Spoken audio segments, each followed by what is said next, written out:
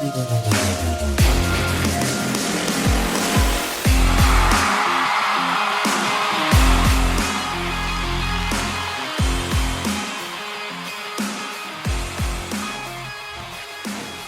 Richardson versus CJ Stroud, a matchup of the two top 5 rookie quarterbacks, at least we think.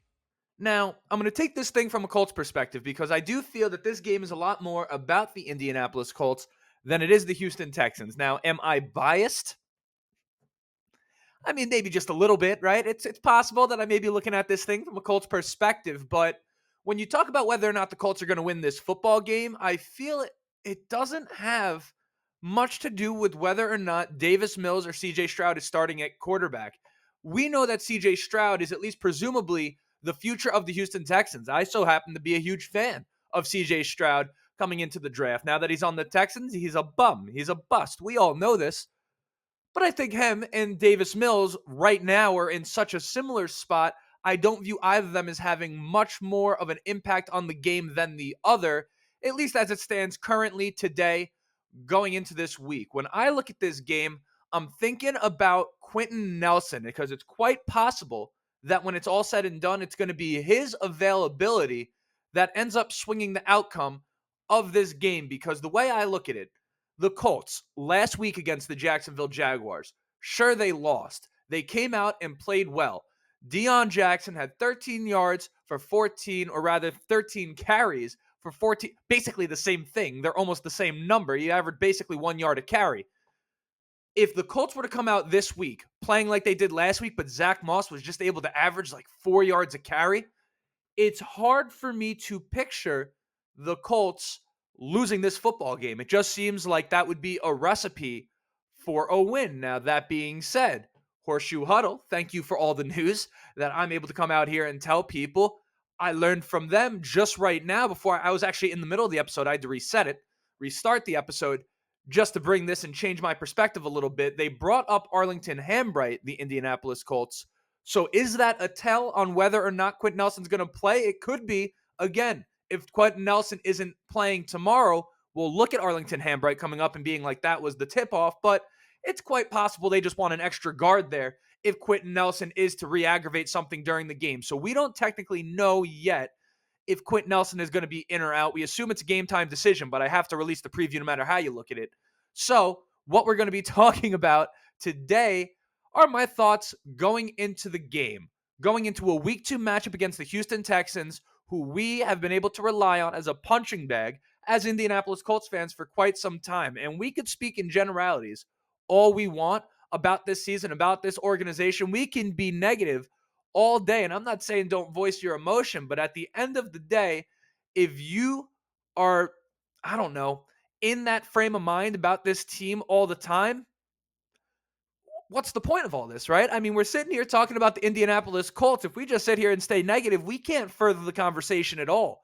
Not to say that we shouldn't give our opinion when things are bad, but also, I don't know, sometimes I think you have to check yourself. Sometimes I think people are just a little too negative when they're thinking about this type of stuff. It's a week-to-week league. I mean, we've seen the Indianapolis Colts start 1-5 and end up in the playoffs. So this game is very, very important. I'm not saying it's not. We're going to talk about why that is, but let's keep in perspective what we're looking at here, right?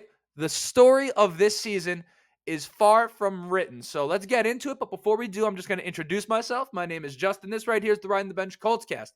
For those of you who are here for a number of times now, you know that I do this every time. But if you're new here, I'm doing this for you. All I ask is if at some point during this video you're enjoying it, go ahead, shoot it a like. It's going to help me get out to as many Colts fans as humanly possible. And if you want to stick around for the journey, I'm going to be doing this for a very long time. You can subscribe as well. But most importantly, just enjoy the episode. That's what I'm here to do. I'm here to talk about the Colts and entertain. So now let's talk about this game versus the Texans. This game is important. There's no question about it. Now, the season wouldn't technically be over if we lost this game against the Texans, right? Like, it's not like the team, the organization, the players should just give up, and we as fans should look at it and just say, we've got no shot. This organization sucks, blah, blah, blah. But at the same time, from a fan's perspective, which is what I'm speaking to, because obviously I have no connections within the organization. I'm not a player or anything like that. I'm just one of you guys. it's hard to be optimistic about the rest of the season if we go 0-2 in the Texans or against the Texans, because not only would we be 0-2 on the season, but we'd be 0-2 in the division. Now, can we make a run? Yes. Either side has to be proven right. That's the thing. But it certainly would not look great for the prospects if we're to just sit here. I mean, as fans, players think we're just fans and we just show up and watch the game. We are not, all right? Some of us, like myself, are so obsessed with this team that the result affects my mood every single day, okay?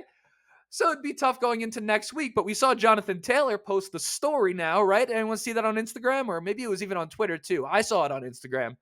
Jonathan Taylor posts himself loading in the Colts practice facility 1 week after getting put on PUP. But there it is. I don't know. Is that something? Is that a sign? Because now you're looking at a situation where if the Colts were to just, I don't know, stay afloat, because even if we lose this week, if we were to stay afloat until Jonathan Taylor comes back, maybe things kind of shift when he gets here. But regardless, again, the point of the episode is to be talking about this game against the Texans. This is a very important game to win. The run game for the Colts will set them free. They just need to do it well enough for the Texans to respect it, because I think Anthony Richardson, if you were to give him more space on some of these intermediate to deep routes in the middle of the field, like these posts, these deep ins, these seams, he's been looking pretty good on those throws. And if the Colts can get respect in the running game, you'll create more distance between those safeties and between those linebackers who would cheat up to the run. And now you have those pockets of the field open. I think if the Colts can do that, that's all they need to do. I think that type of stuff is what's going to get Alec Pierce more ingratiated into this offense. Because personally, just from my observation, it looks like he's having a tough time getting separation and winning one-on-one matchups. But we do know that he can get the ball down the field. He's one of those receivers. Indianapolis has to do a better job of having defenses respect them if a guy like Alec Pierce is going to gain some confidence within this offense. We can talk shit about Alec Pierce all we want, but at the end of the day, the coaching staff has a job as well. Our running back has a job as well. And by all of it, between Quenton Nelson and Zack Moss, I think you're looking at the two most important pieces in the Colts offense, just in those two guys. Surprisingly, not Anthony Richardson. I think as long as Anthony Richardson can limit the turnovers, it wouldn't matter if we could just run the ball. The defense, of course, needs to do its part too. Their performance last week against Jacksonville, in my opinion, was excellent. Now, at the end, did they ultimately lose the game? Sure. Did we allow 31 points? Yes, but if you ask me, that 31 points, I don't know. Listen, some of you are going to look at that and just say points are points. You can't argue against the points, and that's fine. Me who watched the game, you who watched the game, are we going to sit here and pretend we weren't impressed by that defense for most of the game? I mean, did you think they were playing that bad the whole time? They were creating pressure. They were forcing turnovers. You look at the Texans, Laramie Tunsil is just as questionable to play as Quenton Nelson is, and Kwity Paye, in my opinion, showed something last week. DeForest Buckner was obviously sensational. I think without Laramie Tunsil, the Texans would be in just as much trouble, if not more, than we are without Quenton Nelson. So there's a lot of moving parts right here. But I think if our D-line is able to create pressure, we will force turnovers, whether or not it's C.J. Stroud or Davis Mills at quarterback. That, plus the running game, that'll do it. If we can just force a couple turnovers and average 4 yards a carry, that is a Colts W. We're going to see how it goes. So that, I guess, is the episode for today. Super, super short, but you know how it is. We're always more reactive after the game. The preview going in, I mean, that's what there is to talk about. You have anything else to say? I mean, toss it in the comments, and I'll read them and I'll respond to many of them. But until next time, my name is Justin. This right here is the Ride and Bench Colts cast. Go Colts.